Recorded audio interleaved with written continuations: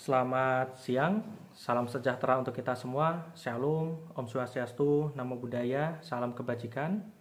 Telah hadir di depan kita Dr. Beni Wulur, SH.M.H.Kes, selaku Managing Associate di Law Firm Dr. Beni Wulur, SH.M.H.Kes and Associate.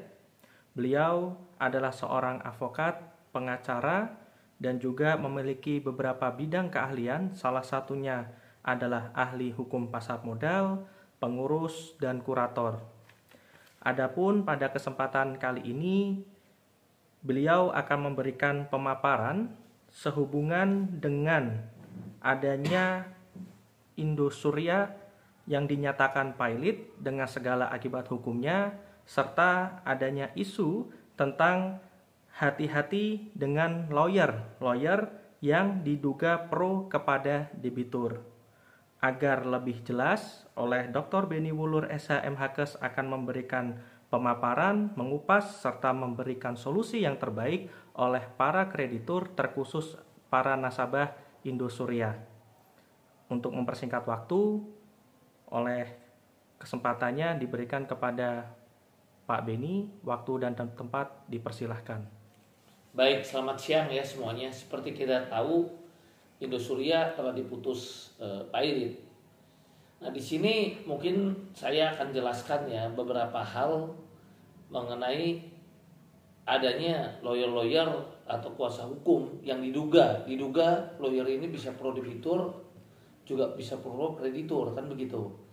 Jadi seperti kita tahu, banyak perusahaan-perusahaan yang diduga juga pada saat pailit atau mengajukan permohonan PKPU itu diduga sebetulnya perusahaan itu memang dia mengajukan ya atau diajukan oleh kawannya sendiri untuk di PKPU atau bahkan dimohon pailit. Nah, di sini perusahaan sendiri ada dua ya yang diduga kepingin memangnya pailit ya, dia memang sudah mempersiapkan dengan matang, bahkan kalau perlu dia sudah menyusun timnya ya. Jadi di sini kita yang harus waspada. Seperti apa itu contoh nih, saya pada perusahaan X ya, diduga dia memang kepingin pailit ya, atau dia kepingin mengajukan permohonan PKPU. Nah, di sini diduga ya dia akan menggunakan marketingnya dan dia mungkin akan membayar juga lawyer. Misalnya ya contoh, ada lawyer yang nanti dia akan bayar dengan harga 10.000 lah, 200.000 lah, nggak ada success fee, atau cuma 5.000, atau bahkan dari marketingnya sendiri ya kerahkan bilang gratis ya. Nah, ini yang harus diwaspadai oleh masyarakat. Kenapa?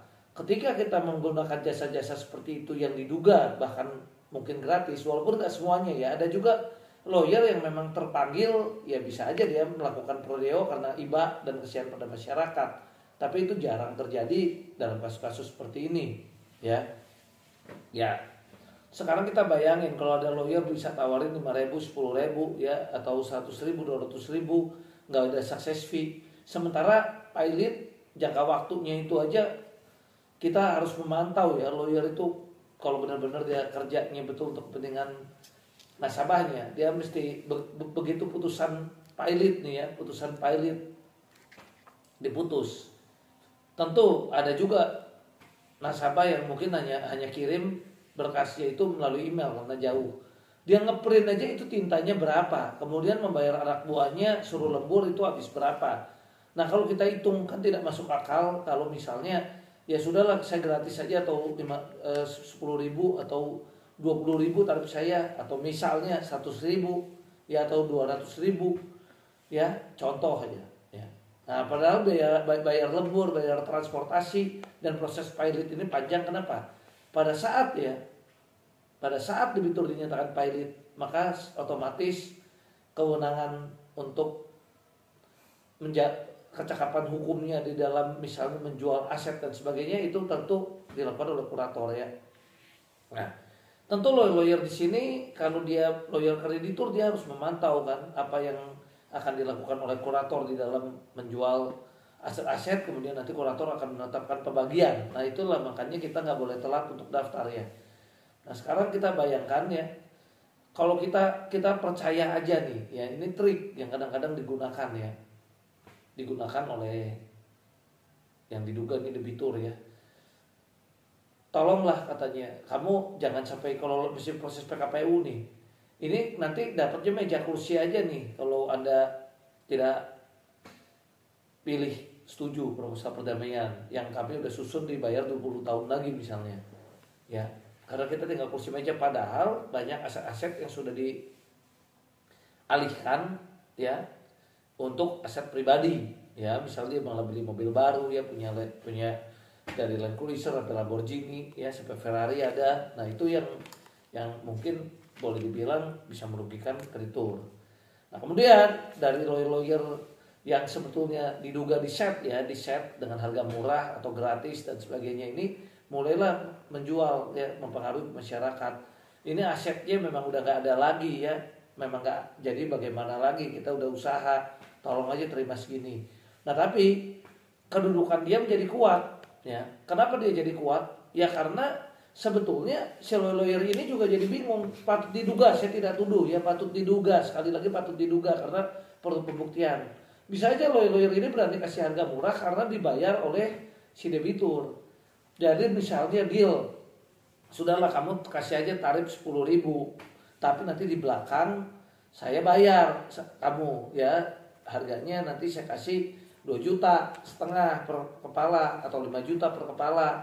Yang penting tolonglah jangan mahal-mahal. Success fee nanti kalau berhasil dari saya ya, dari debitur nih.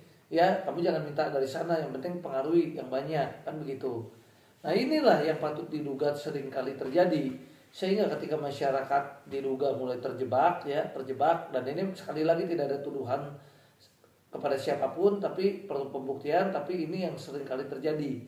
Nah, ketika orang akhirnya masuk, ya udah ini lumayan sosial kita gratis, murah nih cuma 50.000, 100.000, 140.000, 200.000 ya. Nah, akhirnya lawyer yang murni membela kreditur bisa kalah harga.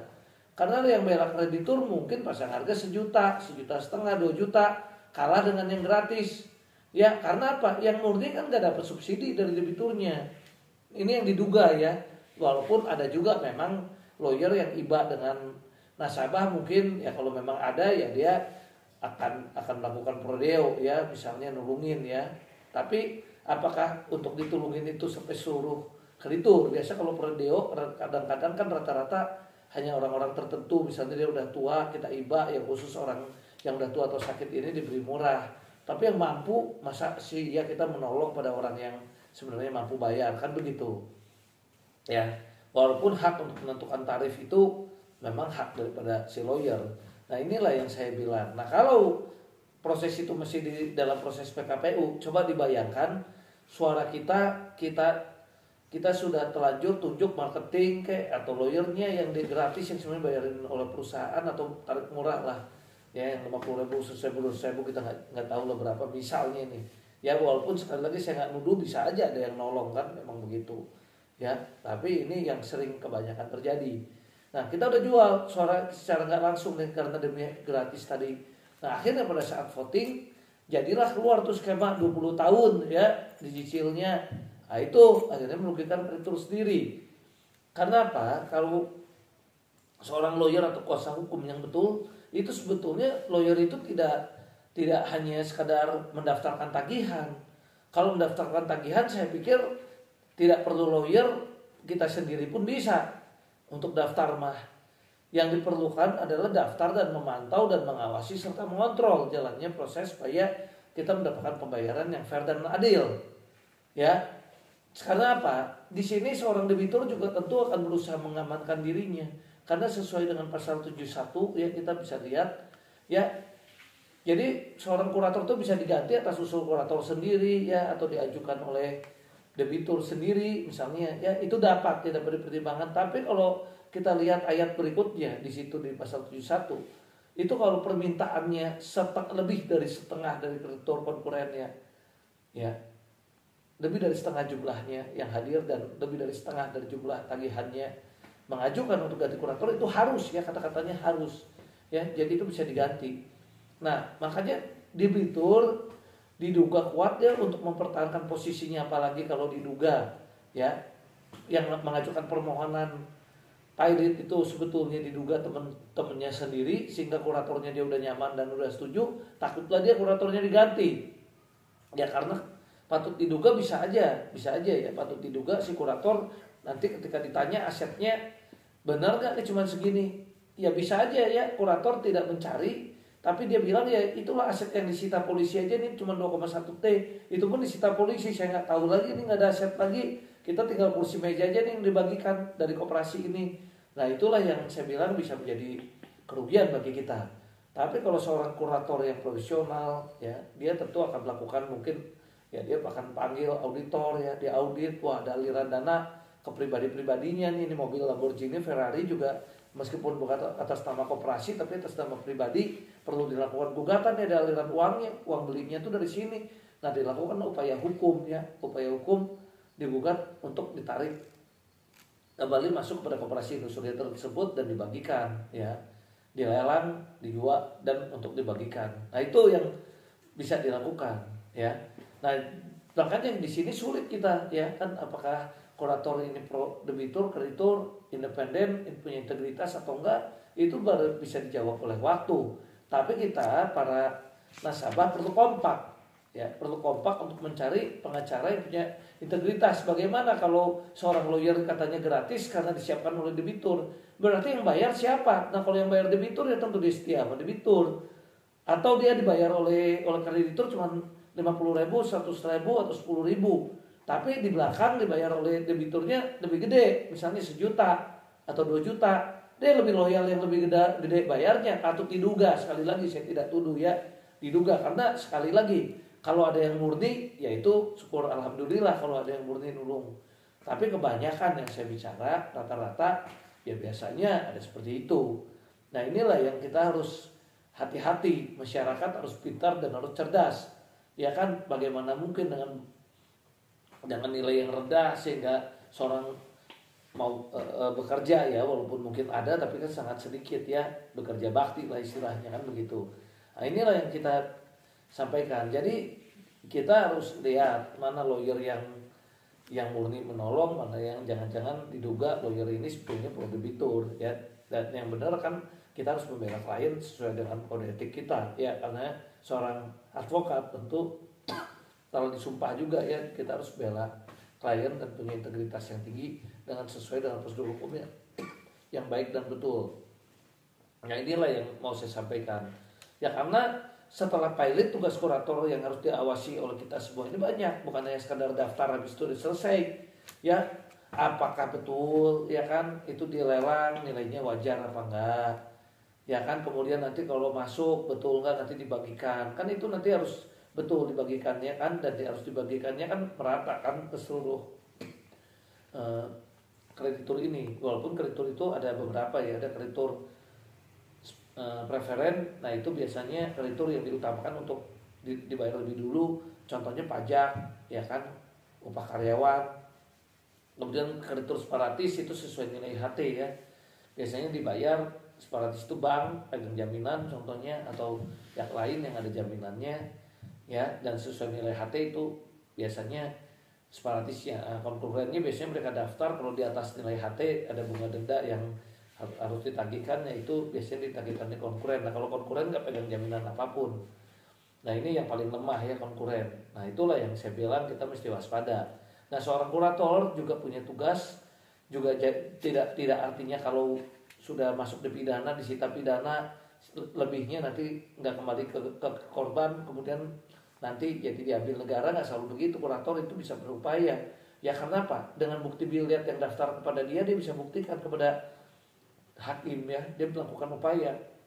Loh, nggak adil dong kalau yang dibayar cuma yang lapor pidana, sementara banyak yang kesulitan kalau lapor pidana waktu itu semua dipusatkan di Mabes, kemudian di Polda, kadang-kadang ketahuan masyarakat, jadi mereka bingung nggak bisa lapor, sementara yang di Mabes itu cuma lapor berapa orang. Lah masa yang punya hak cuma yang lapor pidana? Kan yang masuk uang itu dengan bukti biliat, bukti perjanjian, kita harusnya juga punya hak. Nah seorang kurator tentu akan bisa berargumen, loh pidana itu kan maksudnya untuk menghukum perbuatannya karena sudah berbuat, ya kan, untuk dihukum setimpal.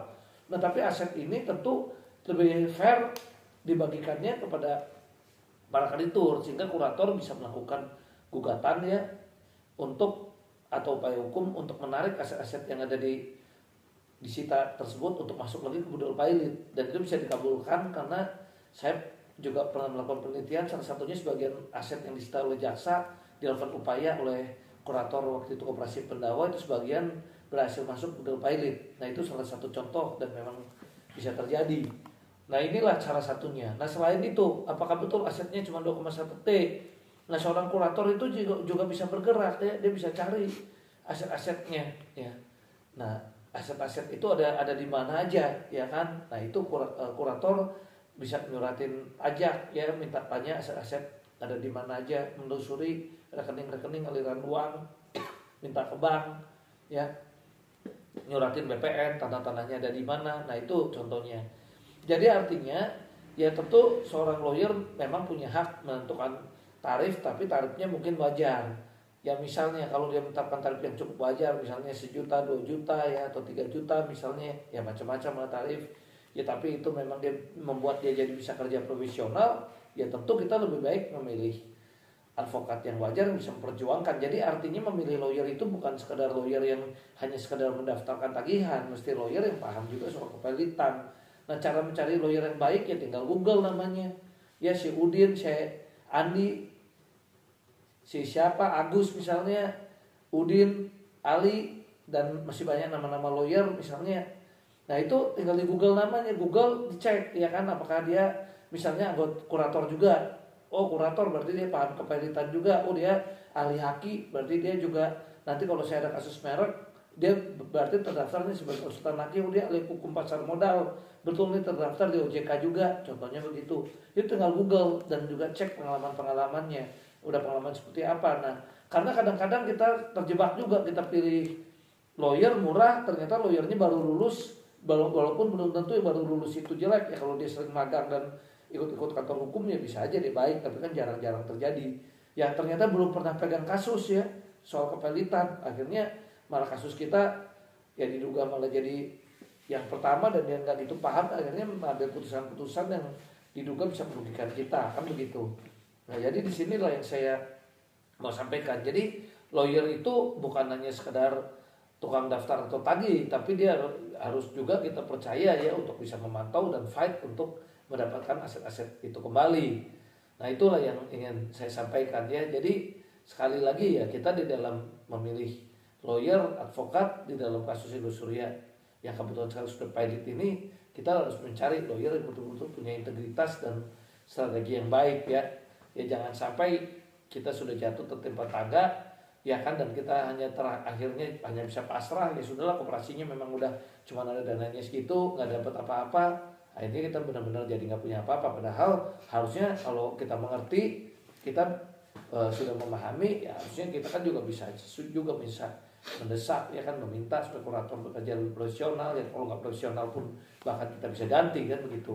Tapi kalau sekarang suaranya sudah lari kepada lawyer yang tadi gratis atau murah yang kebetulan diduga milik debitur, ya tentu malah akan mempertahankan dong si kurator itu. Akhirnya kita semua gigit jari, mau murah mau malah jadi bisa buntung kan begitu. Nah inilah yang saya bilang kita harus waspada dan hati-hati ya di dalam menentukan sikap kita dalam memilih pihak membela kita. Sekali lagi saya tidak menuduh semuanya tentu perlu pembuktian, tapi coba direnungkan dugaan-dugaan yang tadi saya sampaikan.